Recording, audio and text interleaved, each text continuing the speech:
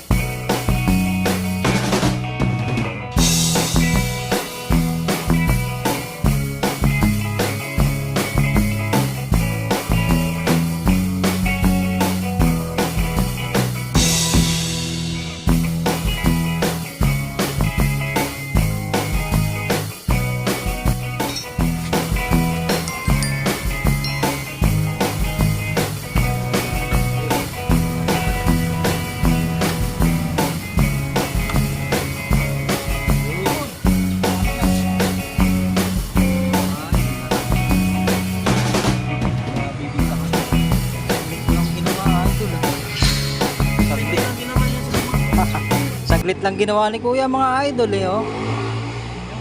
Iba kasi, iba hinahanger pa to eh. May jack lang naman sa kanan. Tagilid pa rin. Center stand. Side stand. Ano pa dito? Yan ang may hirapan. Nasaan yung ano ko. So ayan mga idol, napalitan na natin ng rubber bushing ang ating nasirang stock.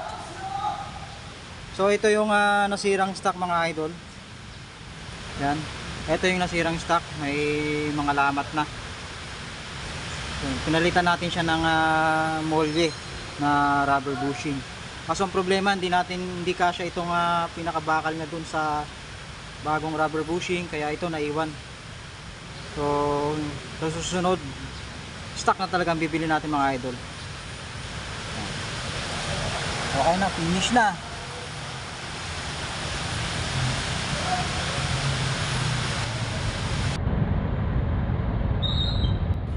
So ito, test drive na ng mekaniko ng Rusi itong ating motor, kung okay yung pagkakagawa sa bagong rubber bushing ng ating RFI 175.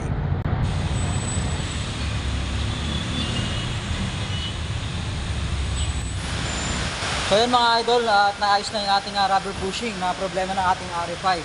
Salamat nga pala kay Idol. Ano pangalan niyo kasi? Dolpo. Kay Sir Dolpo, yan na naayos yung ating rubber bushing na pinoproblema natin. So yan lang mga idol, maraming salamat po.